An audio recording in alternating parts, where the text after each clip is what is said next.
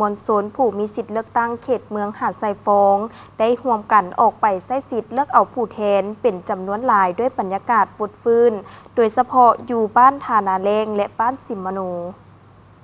ในตอนเช้าวันที่22 กุมภาพันธ์ 2026การจัดตั้งบ้านทานาแรงเมืองหาดทรายฟงนครหลวงเวียงจันทร์ได้จัดตั้งพิธีเปิดหีบปอนบัตรเพื่อดำเนินการเลือกตั้งสมาชิกสภาแห่งชาติสุดที่10เขตเลือกตั้งที่1นครหลวงเวียงจันทร์และสมาชิกสภาประชาชนนครหลวงเวียงจันทร์สุดที่5เขตเมืองหาดทรายฟงโดยนับแต่เวลา 7 โมงเช้าอยู่ที่ห้องการบ้านทานาแรง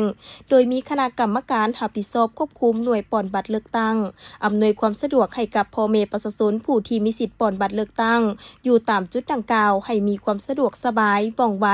และสำเร็จไปตามแผนที่กำหนดสำหรับบ้านทานาแรงแม่นจุดหน่วยปอนบัตรเลือกตั้งที่53ซึ่งมีผู้มีสิทธิ์ปอนบัตรเลือกตั้งทั้งหมด 1,164 คนหญิง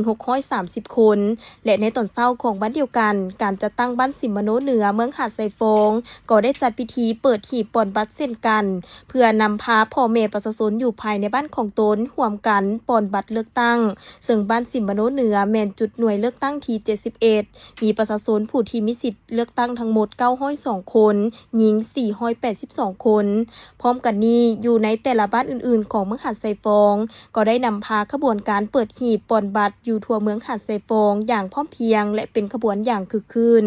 วันที่22 กุมภาพันธ์ 2026แม่นวันเลือกตั้งสมาชิกสภาแห่งชาติและสมาชิกสภาประชาชนขันแขวงทั่วประเทศก็คือทั่วนครหลวงเวียงจันทร์เพื่อให้มวลชนผู้ที่มีสิทธิ์ปอนบัตรเลือกตั้งอยู่แต่ละบ้านได้ร่วมกันออกไปใช้สิทธิประชาธิปไตยและพันธะของตนตามรัฐธรรมนูญและกฎหมายที่ได้กำหนดไว้ให้ครบถ้วนประชาชนลาวผู้ที่มีอายุแต่18 ปีขึ้นไปแม่นให้พร้อมกันออกไปใช้สิทธิ์ใช้เสียงของตนเองเพื่อปอนบัตรอยู่ตามจุดหน่วยปอนบัตรเลือกเพื่อเฮ็ดให้การเลือกตั้งสมาชิกสภาแห่งชาติสุดที่10เขตเลือกตั้งที่1นครหลวงเวียงจันทร์และสมาชิกสภาประชาชนนครหลวงเวียงจันทร์สุดที่5เขตเลือกตั้งเมืองหาดทรายฟงมีผลสำเร็จ